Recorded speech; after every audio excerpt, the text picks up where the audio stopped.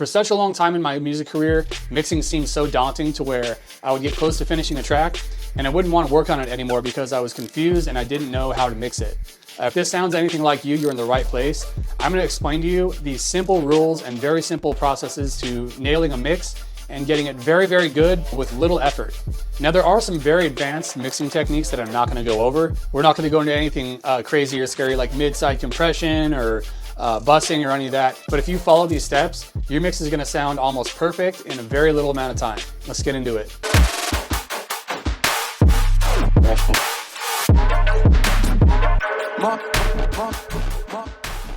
Okay, so we have a track here, and this is kind of like a stereotypical basic trap beat loop, kind of. Closing down the stage, what you know about that? I've been getting money, what you know about that? I'm just finna flex when I'm blowing my stack.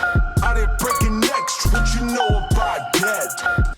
So if trap is not your cup of tea, don't worry, because these principles are going to be the same across the board.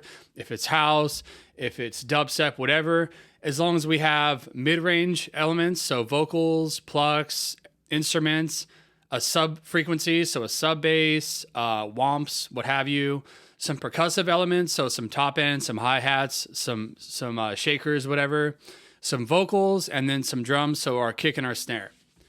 So as long as your track has those, which is every single track, then this will apply to you. The first thing we're gonna do is clean this up a little bit. I was guilty of this for a long time, of having stuff like this, where we have two serums and we have all this stuff. We have no idea what the heck it is. We can easily and quickly fix this by coming up here and just pressing S to solo, and then Command R to rename, Plux 1. And then we can tab, and we press down, go to the next one, S to solo, space to play, Command R to rename, Plux 2. So when we do it in this fashion, we can do it super quick. I know nobody likes doing this kind of stuff, but it's really going to help us and keep us on track when we're starting to mix in just a second here. See, so it took us, 2 minutes, and now our stuff is all named. Especially if we are collabing or we're sending this to someone, we don't want to be assholes. We want to be those guys that have an organized session where you can see everything. So now what we're going to do is we're going to group our stuff. So basically the thought process behind grouping is, if we have stuff that we're going to treat in similar ways, so like we have instruments that are all mids that are living in this, like the same general area or processing the same, if we can get those to fit well with each other in a group, then now we can treat that almost as one element, and we don't have to mix everything in relation to everything. We have our mids group, and we can use that to kind of mix all of our mids at once. So let me show you what I mean here. So first off, let's group like our individual instruments. So we have these two plucks here. So I'm gonna shift down, Command G group, Command R rename, plucks. Same thing with these chants. We have two of them, Command G, Command R, chants. And then we have like 3 snares here. So select all these, Command G, snare. And then what we're going to do is we're going to group top end elements. So hat, shaker loop, and shaker 2. And we're just going to Command G, rename, top. If you want to get really crazy, you can color code these. Sometimes I do that with what color my brain corresponds with certain sounds. So like I'll do like yellow for tops, blue for kick. I don't know why I do this. It just makes sense to me. Red to snare. What we're going to do now is we're going to group our kick and our snare.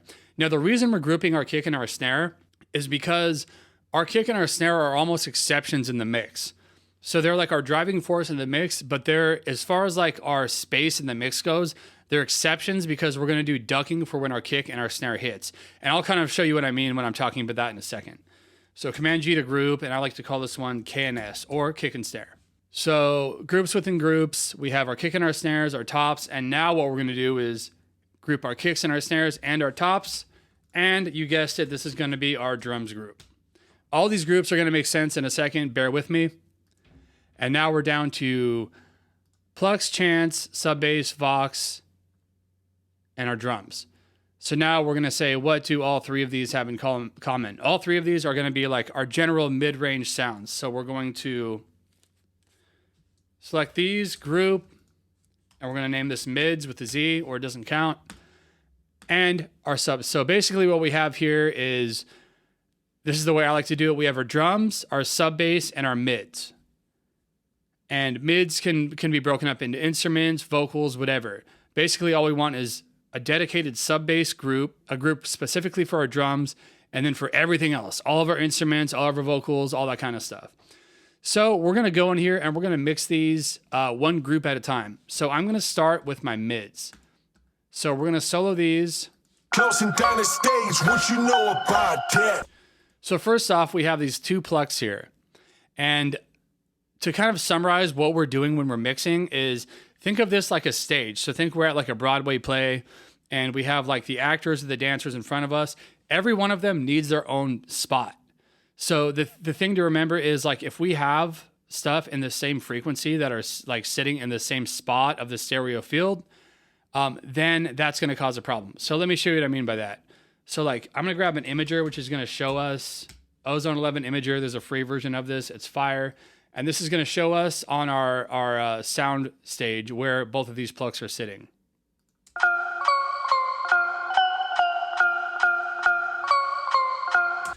So they're kind of in the middle, and they're kind of in each other's way. So what we're going to do is, because these are like similar, one's like a low and one's a high, we're going to pan one dramatically to the right and pan one dramatically to the left. This is going to move them out of the way of each other and to kind of out of the middle so we can fill that middle space up with some stuff. Closing down, close.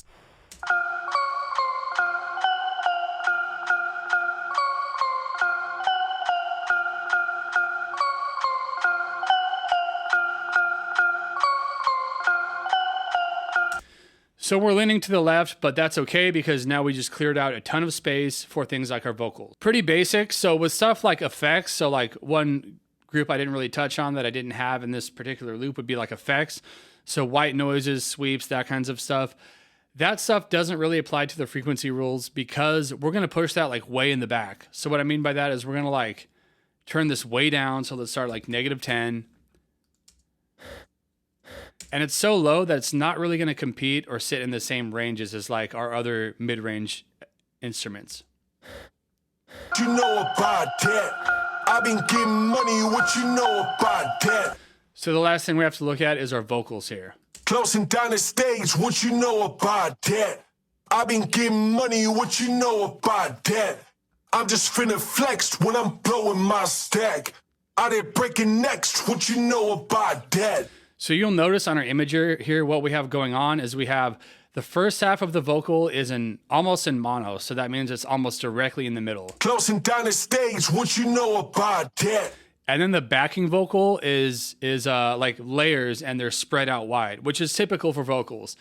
In this situation, I don't really think we need like that wide of vocals because why? Because now they're going to compete with our plucks and our other mid-range elements. So what we're going to do is we're going to just narrow this a little bit. And if you don't have this, we can literally just do this with the utility. So Ableton stock utility. Closing down the stage, what you know about that? I've been Also, when something's in the middle, it has more power as to where when it's spread out a little bit, loses a little bit of power, picks up a little bit of harshness. Closing down the stage, what you know about that?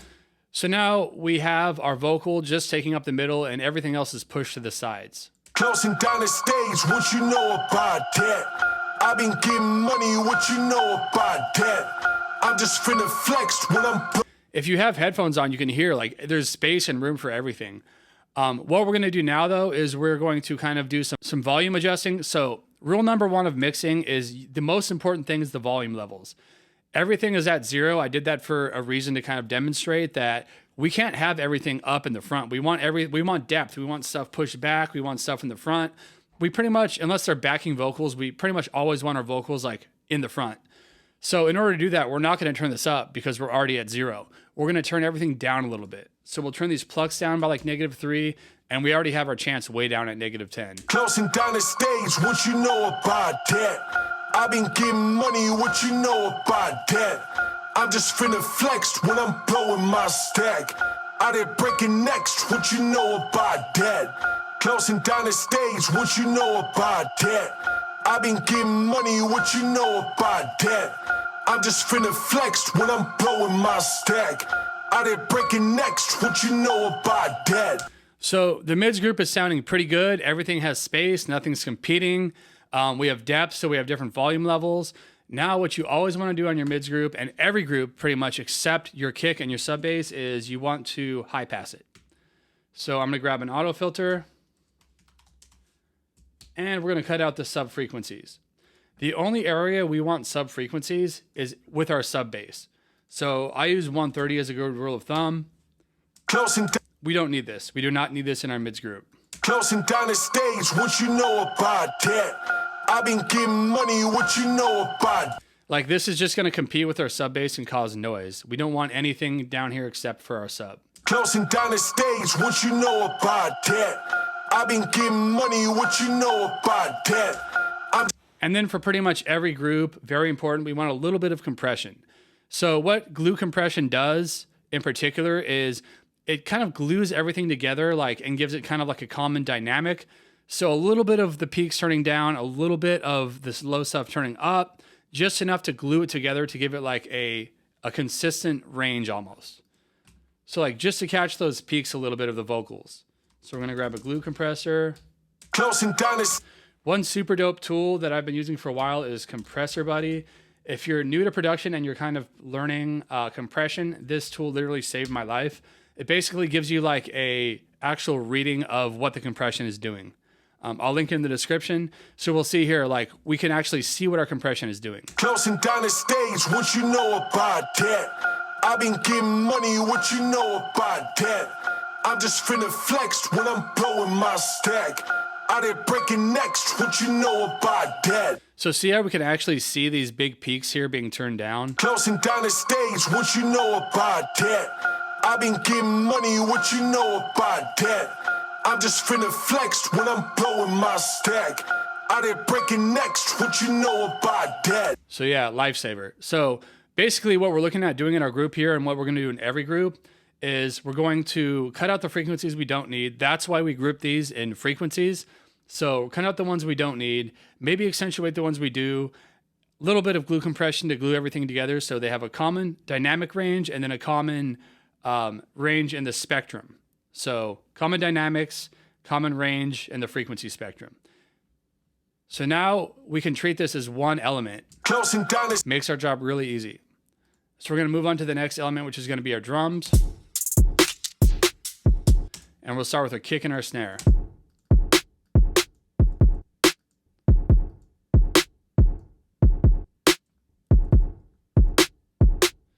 This is one that I really like to reference an EQ for. I'm going to use EQ8 because I know I want my kick to hit right here about +9. Your kick and your sub bass are always going to be your loudest frequencies. And one thing that a lot of people make the mistake of doing is pushing this when the rest of the track, when it's not loud in comparison to the rest of the track. When that happens, you want to turn the rest of the track down because now you're out of headroom and you're going to be clipping and you're going to have all kinds of mix problems. So like, if we played everything together Closing down the stage, what you know about? And our kick is not sitting where we want it to sit, the answer is not to turn the kick up. If it's hitting at 0, the answer is to turn everything else down. So our kick is hitting Closing down the pretty much right where we want it. It's kind of an ugly kick, honestly. It's got like some weird reverb on it, but we'll roll with it for the example. So I like my kick hitting up here and then my snare hitting right about here.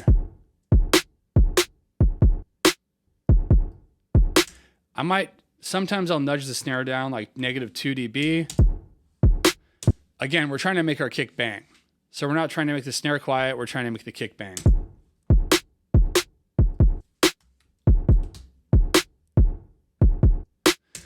And circling back to our stereo image, one thing that I hadn't touched on previously is our lower frequencies we typically want in the middle and our higher frequencies we want like kind of on the sides. So this especially applies with like kick and sub bass. We almost always want this in mono. And you might be wondering, well, we just put the vocals in mono. Aren't they going to compete? They're not because they're not in the same frequency spectrum. So our kick's not going to compete with our vocals because our kick, let me grab a Pro Cue, is sitting down here. Our vocals are way up here. So even though they're both on the stereo field in the same spot, they're different frequencies completely, so they're not going to compete.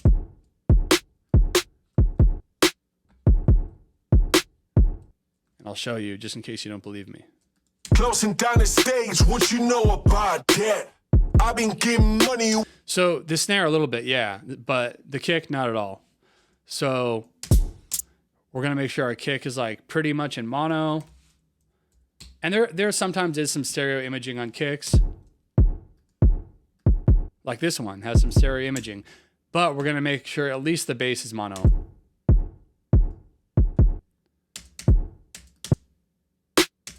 And again, with the snare, we can chop quite a bit off the bottom end of our snare. So what I like to do is grab an EQ8. Like we definitely don't need anything below 100 on our snares. I mean, we could even crank this up to like, depending on the snare, to like 250.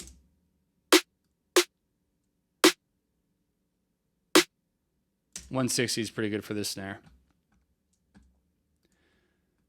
And then we can do a little bit of imaging on our snare. You know, there's so many of these like posts I see on Instagram. It's infuriating. They're like, this is your mixing chart. This is how you put stuff.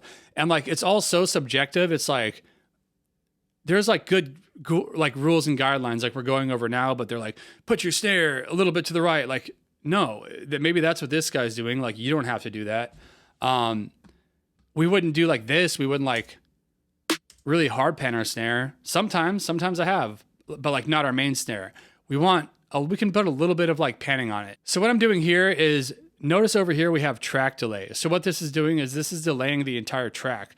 A lot of the times what I'll do is I'll pan one snare to the left and one to the right that are layered, and then I'll delay a little bit, one just a little bit, so they're hitting just at a little bit of different of time, but it's enough to make it like a bigger snare almost, because we have two snares hitting back to back.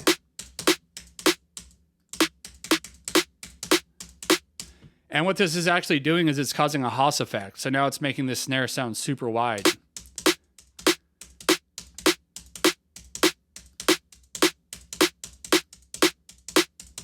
Narrow it up a little bit. So good, we got a little bit of panning going on in the snare, our kicks in mono. The levels are good in relation to each other. What you know about that? I've been getting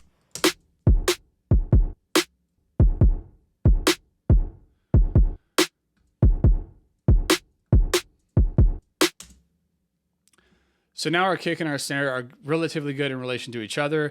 Now we're gonna move to our top end elements. So these are gonna be all of your percussive elements, your shakers, your hats, all that kind of stuff. So again, we want these dynamically like similar, and we want these like the same loudness. None of these sound like they're way too like ahead of each other. Like they're all pretty close in volume level, enough to where we can just like glue compress these to kind of like catch the peaks. So what we're doing here is we're just like basically making them, and again, I'm going to use this compressor buddy.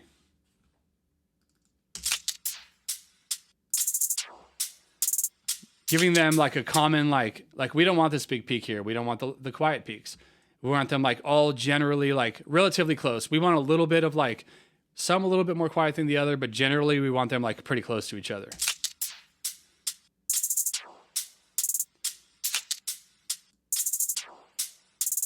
Quick attack because we want to catch those transients.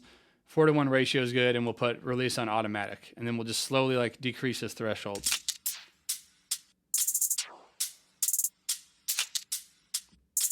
So we got some louder than others, but like now they're a lot closer than they were as compared to like this. Way more consistent. Now, what are we going to do? Because these aren't low frequencies, we are going to high pass them. However, now that we are at like, these are like our highest elements here. So what we're going to do is we're going to like aggressively high pass these. So we're going to grab an auto filter. And we're going to cut. Basically, the way to do this is cut until you're losing frequencies that you want.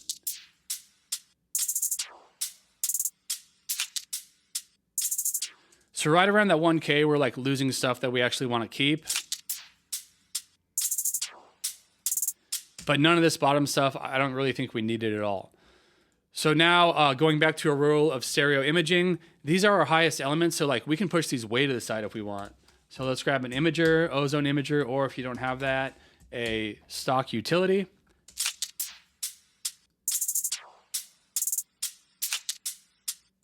And two ways we could do this. We could go in and we could pan these on different sides, like kind of hard pan these, or we can literally just like spread them a little bit.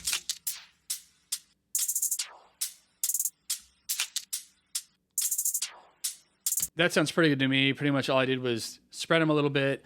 If we were doing it on a utility, what we could actually do is we can right click this. A lot of people don't know this. And we could turn the width into mid-side mode. So instead of it spreading something wide, it's going to clear out the middle and push stuff just to the side. It's pretty cool. I'll show you how it works.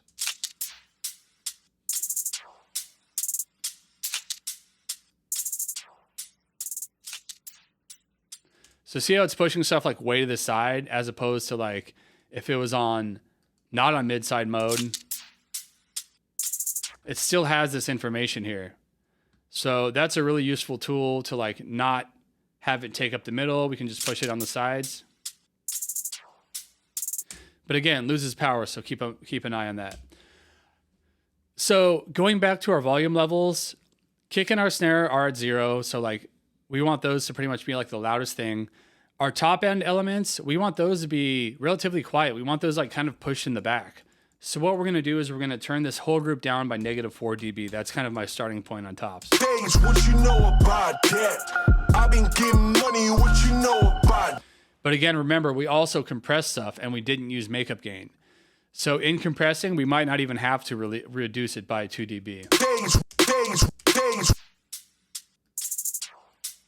We're already reducing it several dB with the glue compressor, so we can pretty much leave it there.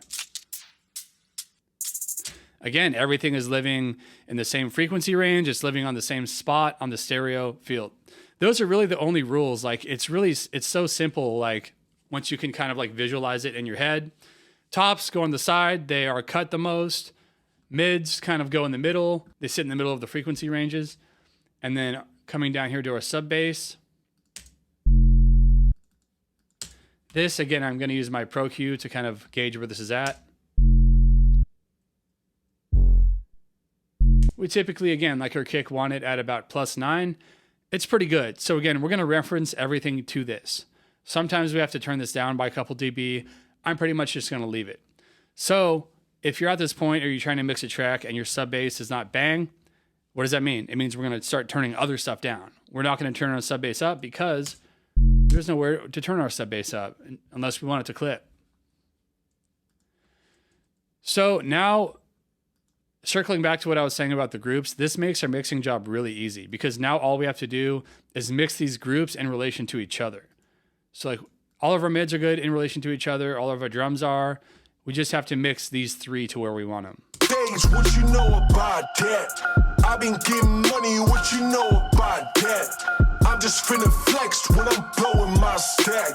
Out there breaking next, what you know about that? Closing down the stage, what you know about that? I've been getting money, what you know about that? I'm just finna flex when I'm blowing my stack. Out there breaking next, what you know about that? Closing down the stage, what you know about that? I've been getting. So what I'm doing right now is I'm just using my ears to make micro adjustments, some that are like almost not heard. So the rule of thumb is 3 dB is what's actually audible. So if something I'm like, I'm not even really sure if it's too quiet, maybe just a little bit, I'll start playing around with like 1 or 2 dB and kind of seeing if I can just like feel the difference. What you know about that? I've been getting money, what you know about that? I'm just finna flex when I'm blowing my stack. Also, this part's going to be subjective. So like maybe you want your pluck super loud, maybe you want your vocal like in the background. But where we're at now, I would say like it's pretty good. It's definitely not far off. It's close. So we're going to kind of move on, and now we're going to reference our drums to our sub bass. But one important thing we're going to do here is sidechain compression. So because our kick and our sub live in the same area, we need to somehow, because they're both in mono, and they're both living in the same frequency.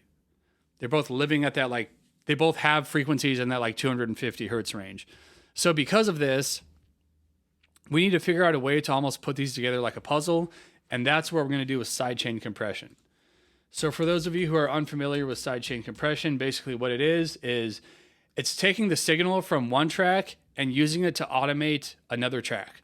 So what it's going to do is it's going to take the input from our kick and it's going to tell our sub to turn down when that kick hits, and then come back once the kick is out. So we're going to come over here, open up our compressor, select the sidechain option, audio input from, kick. And we're going to bring the threshold down. So for this, we're just going to solo our kick and our sub bass. Oops.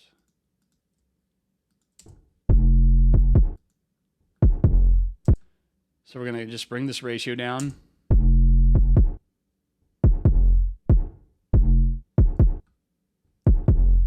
So what we're seeing here is this is the kick turning the sub down.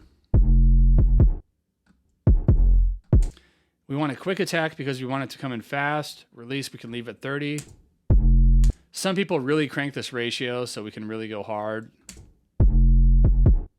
This is like a more like audible side chaining and like trap and hip hop. But basically now it's working together like a puzzle. So what's happening is when these kicks hit here, it's ducking this. So it's basically a visual interpretation of what we're doing is this. It's going boom, cutting out just that part of the sub, just enough for the kick to come through, then the sub's coming back up. So that's kind of like an easy way to like think about it visually. What you know about. And now like also side chaining can be an aesthetic. So what I like to do personally is I'll come over here and like make my tops duck for my kick. Do we need to do this for the mix? Not really, but it adds a cool aesthetic. Like of every, like it makes the kick sound super impactful. What you know about that? I'll even do this on my mids group, like even on my vocals sometimes. What you know about that? I've been getting money, what you know. That's a little too aggressive on our mids group. What you know about that? I've been. And that's why we have a different compressor on each of the groups. But yeah, the main point is we want to make sure that our sub is ducking from our kicks. That way everything has its pace and nothing is competing. So the last thing we're going to kind of touch on is spatial effects. So one thing that can push something back is going to be reverb. So reverb gives something space, it puts it in a room, and it tells you kind of where it's at. So like our top end elements here, like we want these in the back, like as far back as possible. So the way we're going to accomplish that is by putting some reverb on it. So like some Ableton stock reverb, very low. Let's put it at like 10%. So what's this telling us, our ears, is that it's like far back. So it's kind of like pushing these tops back even further. What you know about that? Now, one big thing that I missed for a long time that like I'm telling you so you don't miss this is a little bit of parallel reverb is way better than no reverb. One huge mistake that I've made and I've seen a lot of producers that I work with make early in their production is having everything completely dry. What I mean by that is like having no reverb sends on anything. And it's like a telltale sign of a producer who might be new. And I want to make sure you guys don't make that mistake. So like when in doubt, a little bit of parallel reverb. So automatically your Ableton is going to come with a reverb send like the first time you open it. And that's going to be A. So mine's a different type of reverb, but it's the same. In fact, that one doesn't even work. So I'll just put a normal reverb on here. And we want this 100% wet. It should come like that. So what we're going to do is we're going to crank the send in just a little bit to a reverb send. So if you can even hear that, like it's super like subtle, but that will make a huge difference in your mix, I promise you. So like a little bit of reverb on pretty much all of your sends except your sub bass, because we all know that is a no-no. So on our drums group, we already have it on our top, so let's crank this in our kick and our snare group. And our mids group.